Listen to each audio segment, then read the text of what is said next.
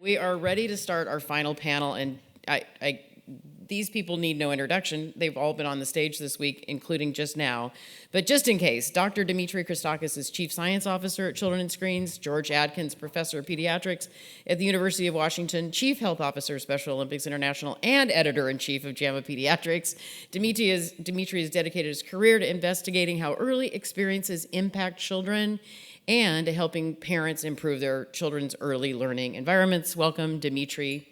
Marisa Gerstein Pineau is the Director of Research Application at Frameworks, where she draws on her deep understanding of reframing research to lead strategic framing efforts across a range of issues such as adolescent development, economic justice, health equity, and education. Welcome.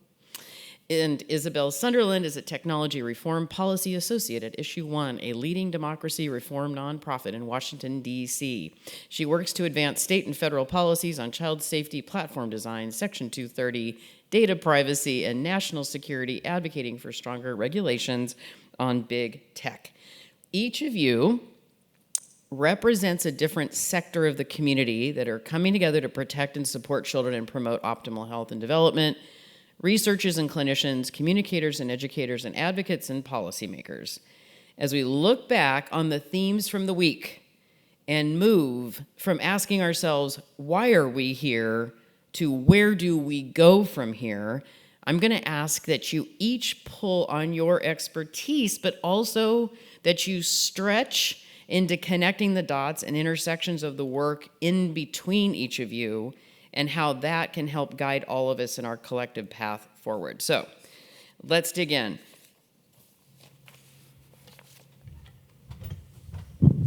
This isn't exactly a lightning round, but it's going to feel like it. And I know that you won't mind when I interrupt you at all. Really? You won't? Okay. All right. All right. So one of the first themes that I want to call out is the importance of involving youth in the processes that we've talked about all week at all levels: research, tech design, policy making, etc. Isabel, starting with you, why does this matter and how do we do it? Yeah, that's a really wonderful question. I think so many of you in the audience right now can answer it in so many myriad of ways, just based off the research that you're doing.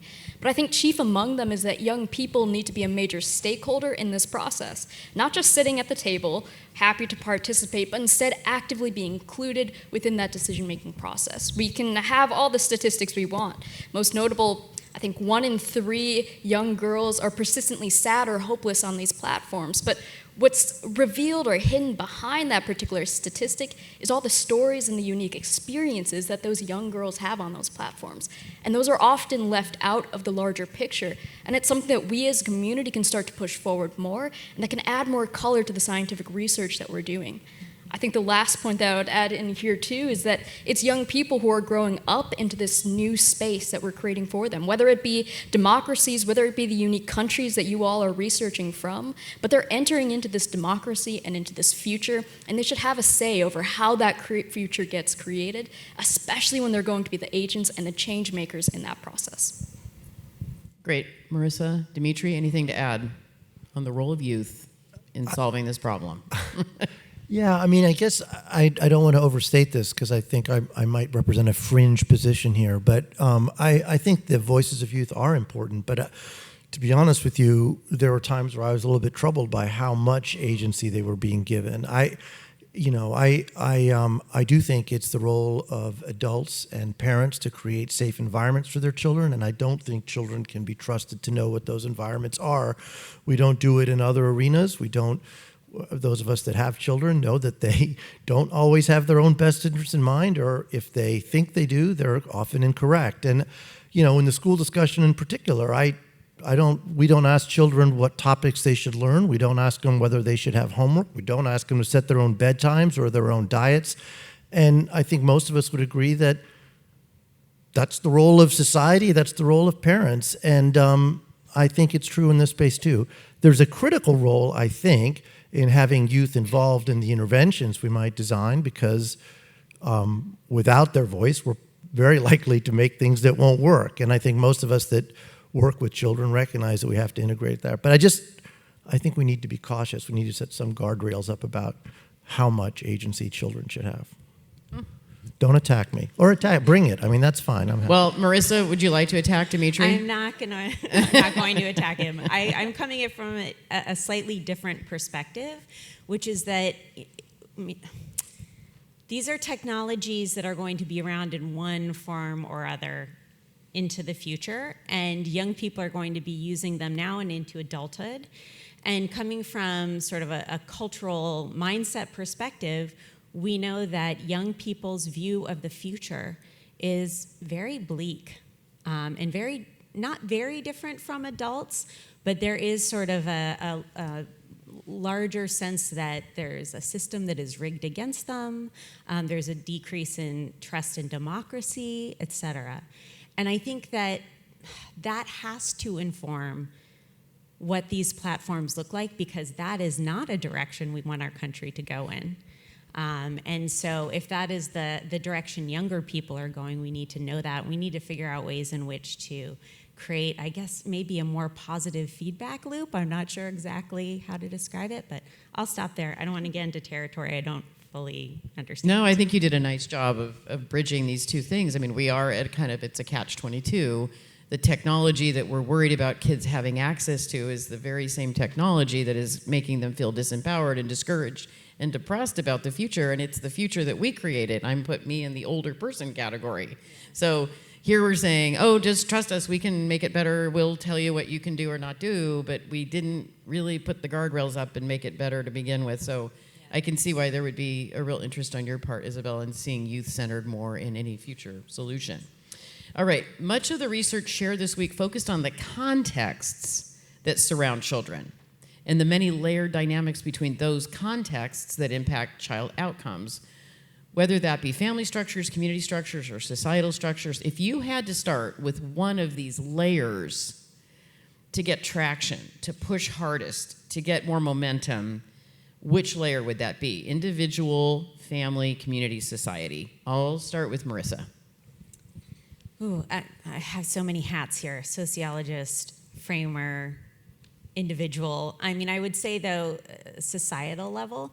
I think both in terms of, the interventions that can have the most effect are those that at the societal level, but also we can't affect change by just focusing on parents. It's not fair to them, and I don't think it's effective, but there are things that we can do systemically to help parents, as I said, find the times that are convenient to have these discussions and to potentially even be the ones that are developing the platforms that their children are using. So, Isabel or Dimitri, do you want to weigh in on which layer of that ecology of childhood that you think we should focus on most first?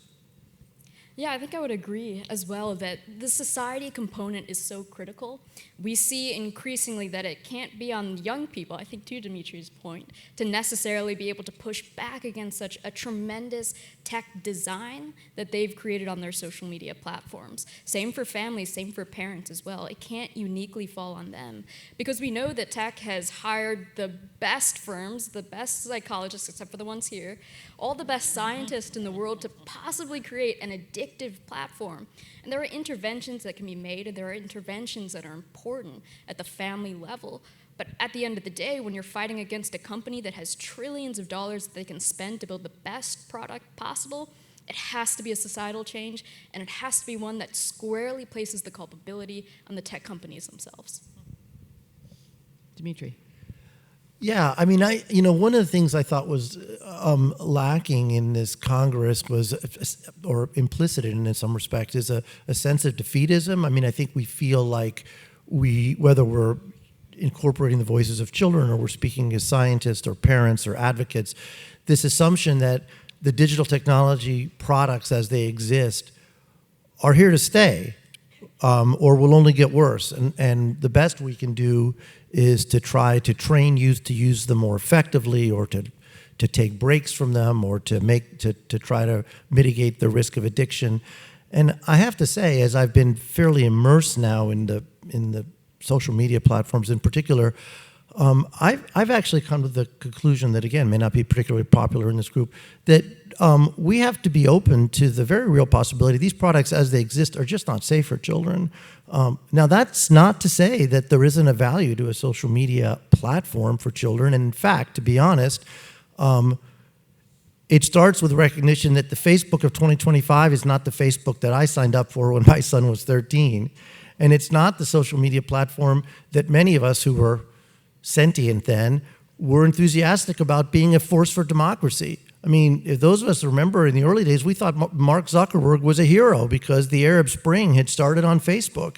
And it was this democratizing force that would unite people. And many of us thought this was a panacea.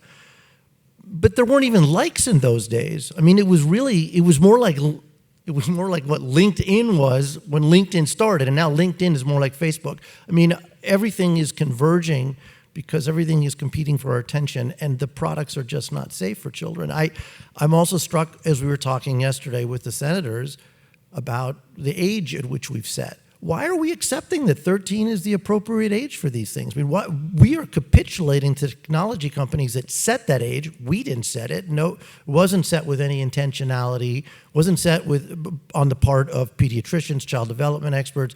It was deliberately set, if you don't know this, by the tech companies because 13 was the age at which they could collect children's data legally, and that was their business model, and they didn't want to have to deal with the risk of violating laws. Now, of course, they're violating them all the time by failing to age gate quite deliberately so they can get younger children on it. So I guess my question to all of us is, why are we accepting that this product that exists is safe for 13-year-olds? I would argue it's not. I would argue that the risks posed are too great. And if we think other products that are, other substances that are addictive, whether it's alcohol or cigarettes, are not safe for anyone under the age of 18 or 21, why are we accepting it? All right, so it's unanimous. You agree with the societal level too, sounds like. Okay, good. 3 out of 3 all want society first. Thank you. All right, so big pivot here.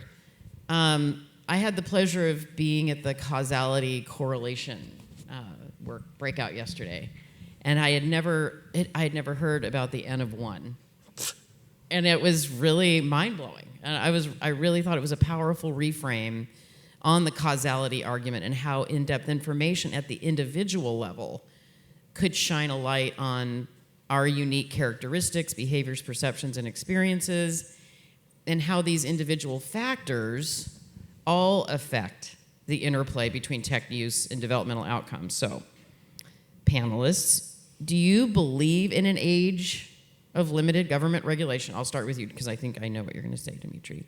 But in addition, individual regulation has a role, of course, but are there other ways that we might find ourselves evolving into more self-limiting, self-managing, self-aware behaviors that could be driven by data, that could be driven by understanding how we're interacting personally, not to say it's an either or, but the N of 1, this idea that the individual has agency and autonomy, and also we have a collective responsibility. So I would just like to hear you on this idea of an N of 1 and the role that might have in all this. Yeah, I mean, I think at the level of an intervention, an effective intervention, you know, as Tom was saying the other day, I think there are tremendous opportunities to use the algorithms that now tailor content to make it addictive, to tailor the process to make it more salubrious. But I do want to say something about the causality arguments we're trying to make, because most of us in that group, especially Dr. Robinson, who's sort of fetishized the experimental randomized controlled trial for quite a while as the only mechanism by which to establish causality, I think it won't work here. And in fact, it hasn't worked. So if you look at the very few best done studies that have tried to build causal arguments between, let's say, social media use and outcomes, they're almost exclusively deprivation studies. There have been some natural quasi-experimental uptake studies. But the best ones, the ones out of the Stanford group, the Alcott study, for example, where they paid people to get off of Facebook, and then looked at their outcomes, does anyone know what the enrollment rate in those studies was? They would pay people to get off Facebook. What percent of or social media in general, what percent of people were even willing to do it? Fewer than 1%. So the moment you know that data point, you know that you can virtually conclude nothing from this study. And yet that's the best design. And the social media companies are saying, we don't have good studies because there are no experimental studies. But the moment we do that experimental study, they say, you can't generalize from this study. And they're right in that respect. It's very hard to generalize so you need all of the studies together. We do need the correlational studies. We do need the observational studies. We do need the N of 1 studies to try to build a case. And in my opinion, the case for harm has been made conclusively. Isabel. Yeah, I can try and tackle that more from a policymaker point of view than necessarily a scientific point of view. But I think we've seen increasingly that these platforms have taken away user empowerment, user agency, and user choice. And within that, it's really difficult whether you're a young person online or whether you're even an adult using these social media platforms to be able to assert your control over how you want the algorithm to work, how you want the design features on these platforms, who you want messages from even, or what privacy settings are involved. And so there is a key question of how do we start to incorporate user agency into these platforms. And from my point of view, it comes down to regulation. And in order for that regulation to be effective, it has to depend on the scientific findings that the community here is so well equipped to arrange here. Because to Dimitri's point, tech companies can easily say, well, there's no causal studies linking the impacts of social media to all these depressive symptoms that come out for young people online. And so that's a really easy frame and messaging these tech companies can use. And in order to respond to that, we have to push back with that overarching sentiment that user choice has to be central to these platforms. So Marisa, I know as somebody who really thinks a lot about message framing, sticky messages, contagious messages, we're up against a real opponent here in the industry sense. When you think about causality and correlation in these different ways, in a way, it feels like the goalpost moves a fair amount in this space. Have you thought of a clever messaging frame for us in this regard? Wow, I really feel put on the spot. I think that, so I'm going to come from messaging around youth development because that's something that I really focus on quite a bit at Frameworks. And I'm not a developmental scientist, but I play one on TV sometimes.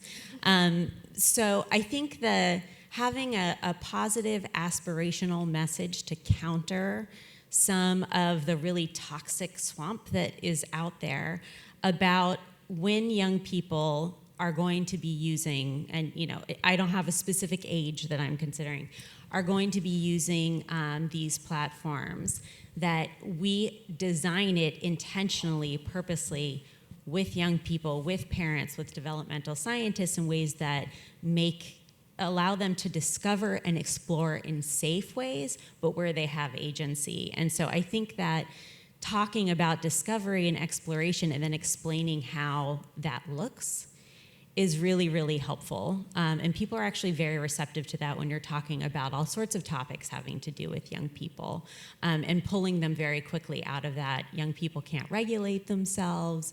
They, have no executive function, which has really created a backlash. Let's move away from that and towards positive solutions. And yet what you're saying is the opposite of the marketing model the industry uses to keep our eyes on our device. So you're saying, be aspirational and positive and tell everybody it's going to be fine. And what they're putting in front of all of us is, don't look away. You're going to see a train wreck any second now.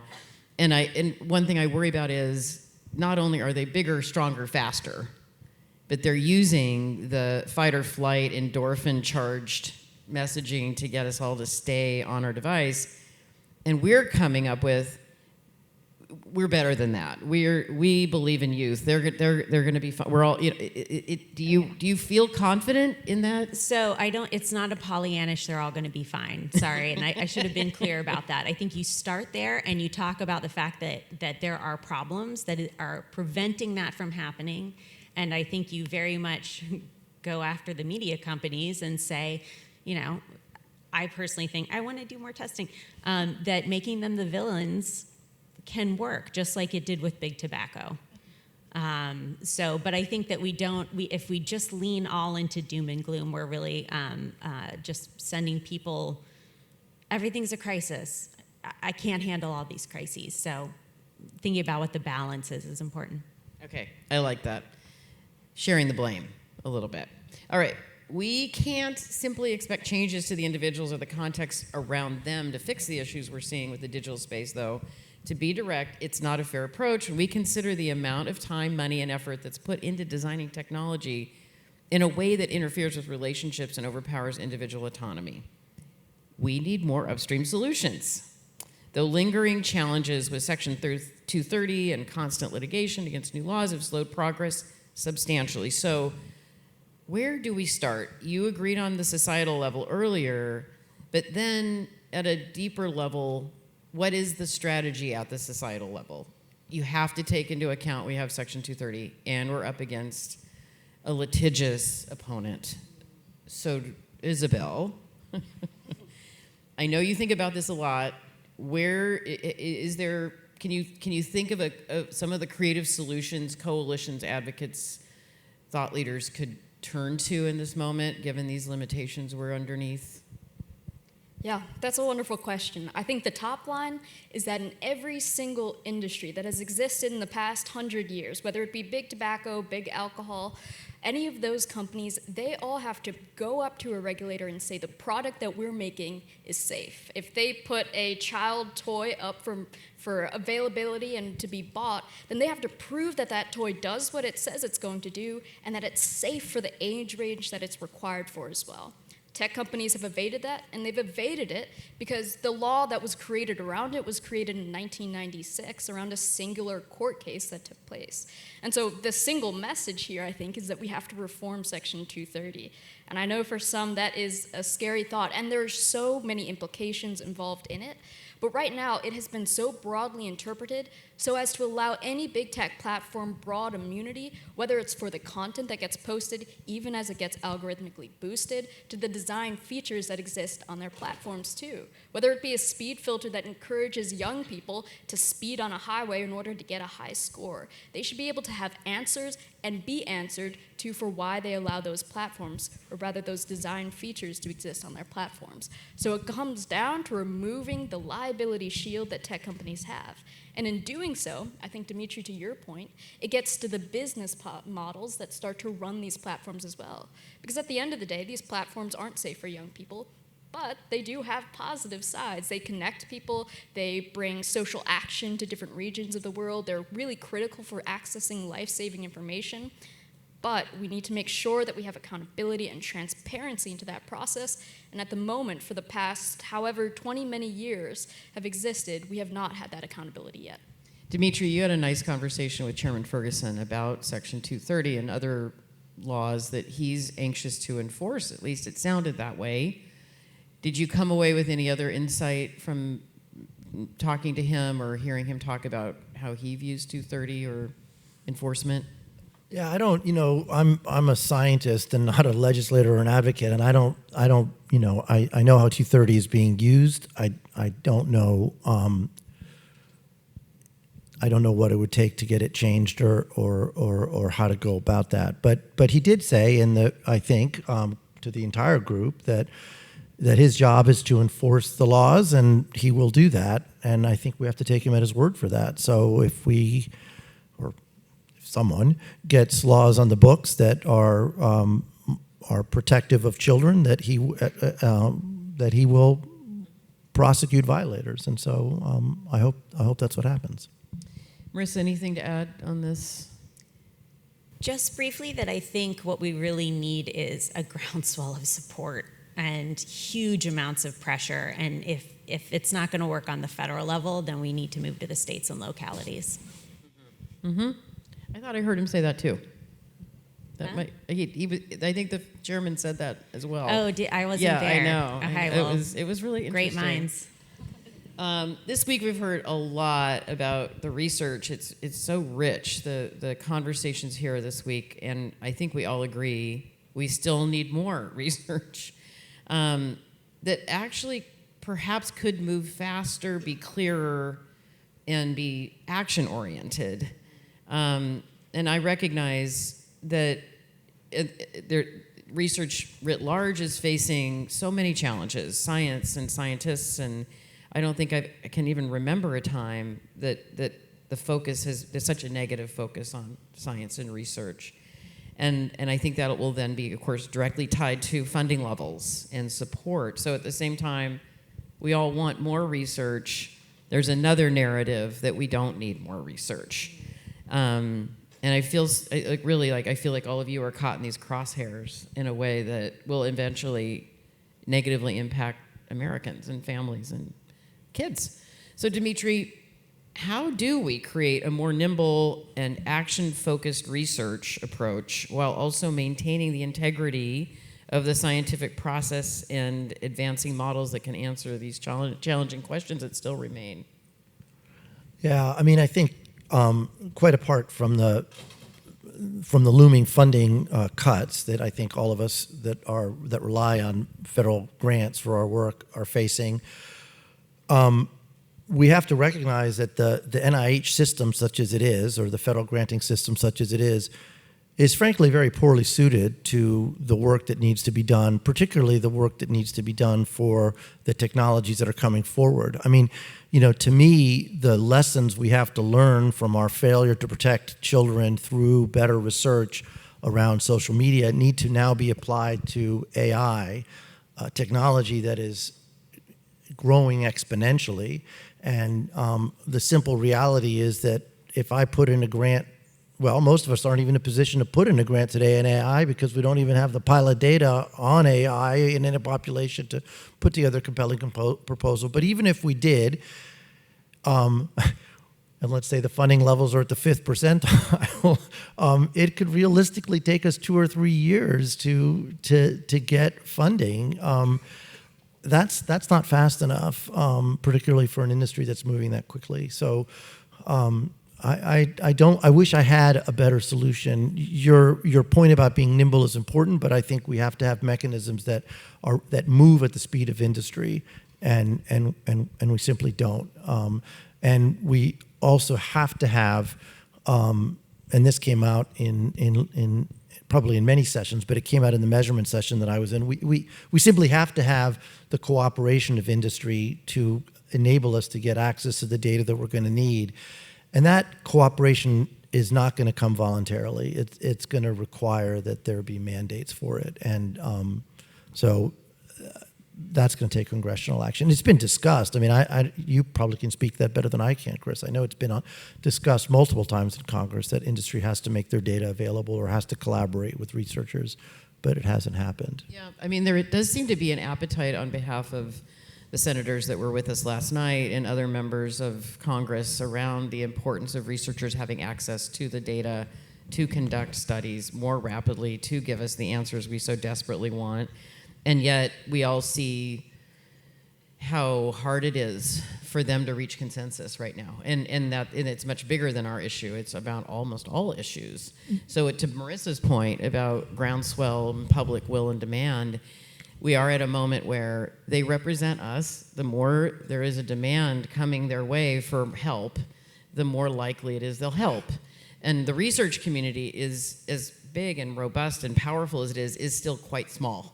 And Well, so that is one of the bigger challenges too. Well, and if you think about the industries that successfully partner with industry, successfully partner with academia, think of the pharmaceutical companies, right, that basically approach scientists to do the randomized control trials for them so they can get their drugs to market because it's required.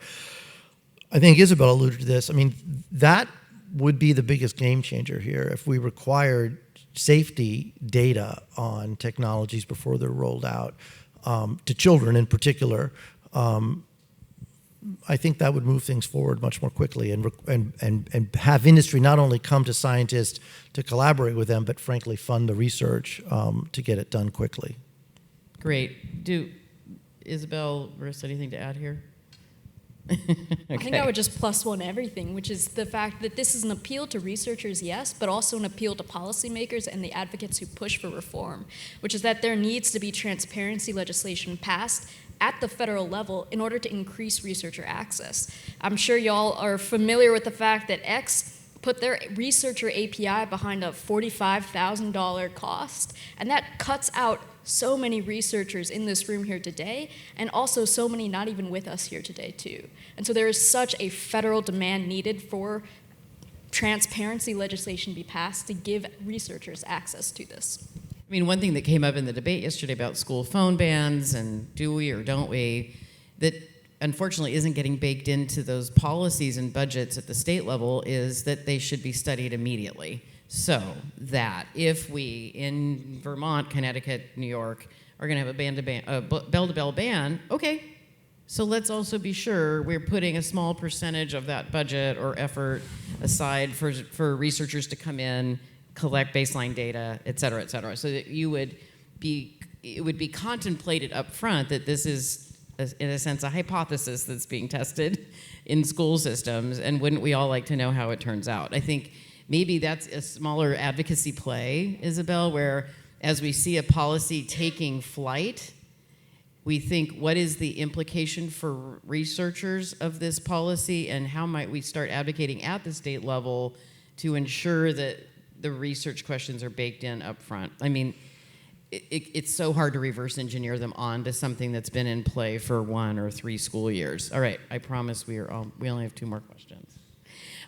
Okay, so obviously this is an interdisciplinary group, and we've been working across sector boundaries, and we're really trying to improve our individual efforts by sharing knowledge and resources. And there really seems to be an agreement that there is an increasing need for those boundaries between interdisciplinary experts and industry itself to open up, so that more of us are here together working, that we wouldn't just be a group of interdisciplinary researchers, but we would be talking directly to industry, or they would be here with us. I know some of you have had that experience already. Are we ready? Are we ready for industry to come to the next scientific congress? And if so, how might what conversations would we want to facilitate with them to help them address some of the findings that you're sharing with each other, but that they might bake into their products? I'm going to start with you, Dimitri, but we are running out of time. I don't know what you mean. I mean, we're an open Congress. We didn't. There's for all I know, there's some representatives from industry in the audience. I mean, they're not precluded from attending, and I sort of hope they would attend. I don't know if they did. So I'm not sure what you mean. If you mean having an open dialogue, having them on the stage, I think we'd have to, speaking now as the chief scientific officer, we'd have to parameterize it in the right way so that it would be a constructive dialogue. I don't have a huge amount of trust in I don't want to say industry writ large, in selected of the industries, but that's not to say we shouldn't have a conversation with them and there wouldn't be something we could learn, and certainly there's a lot they could learn from us. So yeah, no, I'm open to thinking about how that might be structured. Okay. Ideas about, now thinking more about messaging, the sort of PRGR, the messaging and policy thoughts around what would the intersection, what would be top on your list in a meeting with them if they came and we were really having an open dialogue? That's so interesting. That's an interesting question, because it circles back to what I was saying, I think, originally, which is that there needs to be transparency. And until there is true and real transparency between civil society organizations and these platforms, then, to be frank, we haven't seen these platforms act in good faith ever since their inception. They have assigned the lifetime value of a young person to $270, and that's the price that they would invest into their safety. They have worked to block lawsuits that are facing them for product liability mistakes that they've made, and they're actively working, whether through the money that they distribute across Congress and across state-level advocacy groups, or whether it's killing legislation that has been passed at the state and federal level. They've repeatedly demonstrated that they are not interested in coming to the table in a real way.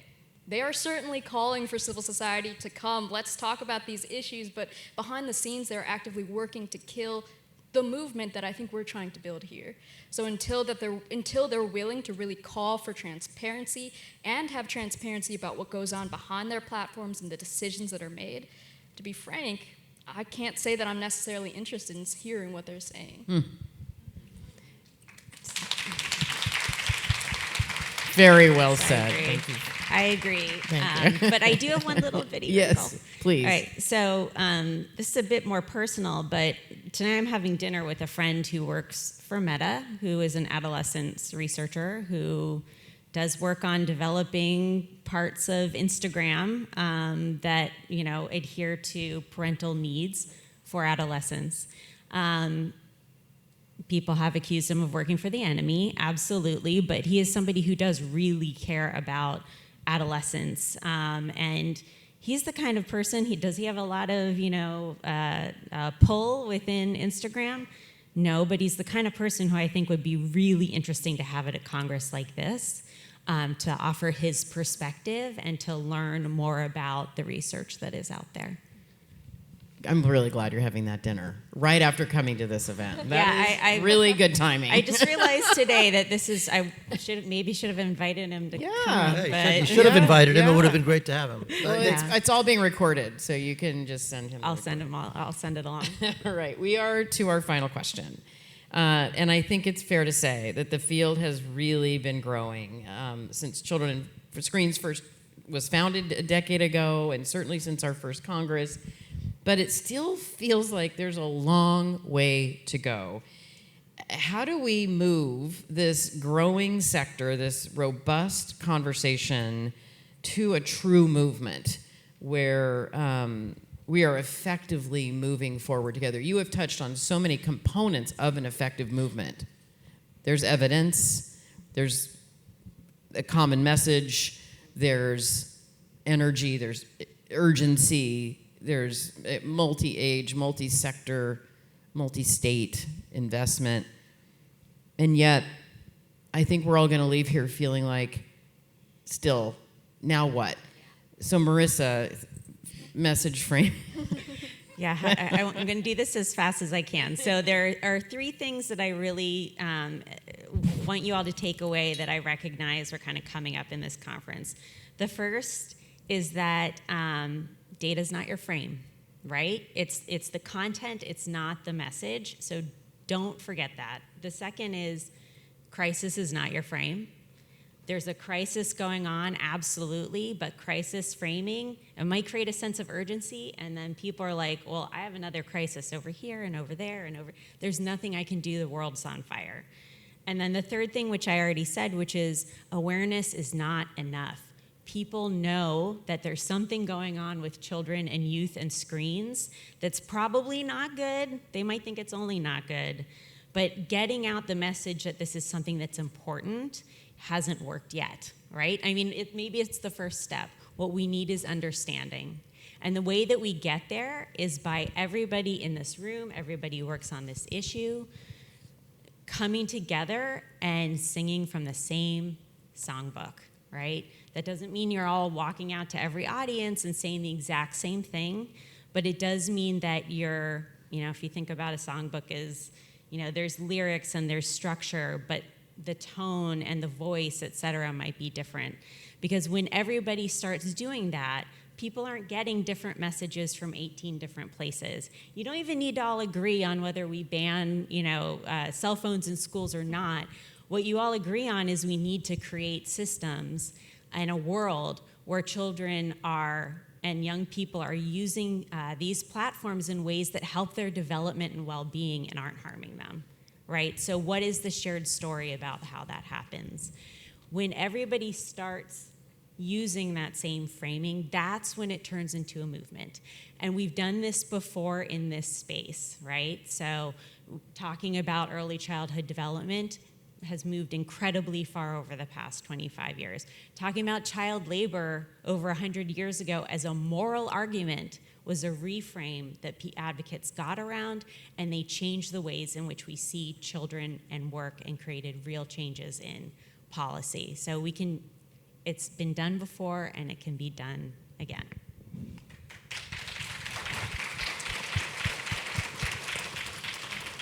Isabel?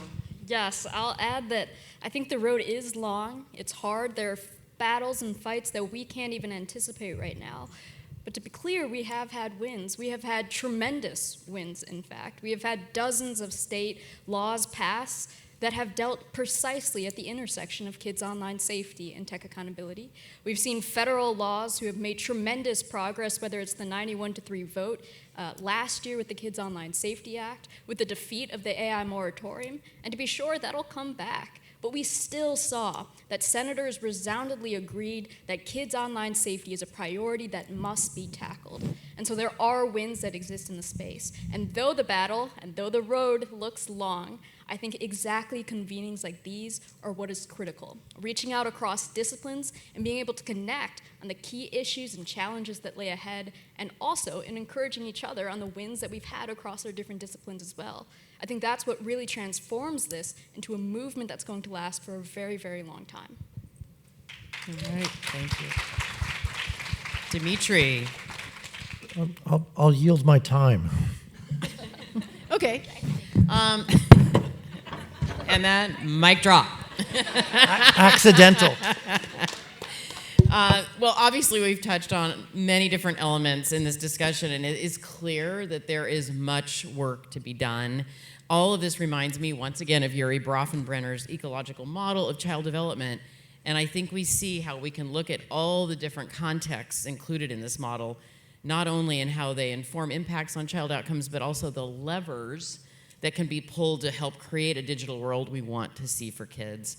So starting with children themselves and exploring the complexity of individual behavior, identity, and experience, and the power of equipping the individual to better understand themselves, supporting individuals that surround them as we expand our understanding of the impact of these relational interactions, whether it be between parent and child, teacher and student, peer and peer, the need to improve systems in which the child and their relationships are embedded, and ensuring that the environmental contexts are facilitating healthy approaches to digital media use, and building out robust regulatory approaches that can enforce requirements for designs that prioritize health and well-being over profit, empowers users, not corporations, and offers avenues for ensuring data access for faster and stronger research. Somehow we touched on all of that in this conversation in 45 minutes. I'm going to pop up here to the podium. Please just wait 1 second. We're very close to completion. So all week, we have been talking about research tools and designs and the latest platforms and technologies and the benefits of harms of tech use, the interwoven nature of these layers and how they all work in tandem to surround the child and ideally support their optimal development. Here we all sit, many of us representing at least one of these layers, having come together to explore the impact each have had, and hopefully we're refining our approaches as we help refine the approaches for others and improving our collective work along the way. In truth, this entire week has left me very inspired, if not a bit exhausted, and I am energized by this community of experts before me, and I'm truly appreciative of your passion and commitment to both understand and promote healthy child development in a digital age. Before we go, I want to say thank you to all of you. I must also say thank you again to Pam for your original vision and continued support, to our scientific advisors, our board of directors, for all of your guidance over the years, to the Institute's staff for their expertise, daily diligence, teamwork, commitment to making online world safer. They are all-stars, every single one. To the Infinity Conference Group and Weston staff, thank you, Weston staff, for helping make this week a reality. To our Congress sponsors for your contributions to make this event possible, and to anyone who ever donated, collaborated, made an introduction, made a connection, or just generally supported our work in any way, big or small, really, really thank you. Before you go today, as scientists, you know how important data is. When you complete your survey, you help us do our job. So please don't ignore it. It's probably going to be in your inbox in about 3 minutes. You're going to be in an airport lobby. You're going to be in an Uber. You're going to be at a restaurant. You can fill it out. You know you can. We would really be glad if you would do that. And as you leave today, I hope you'll all take with you not only a new level of understanding, but also inspiration, motivation, and connection, and determination to keep working together to help children lead healthy lives in a digital world. Thank you. Safe travels, and we will see you online.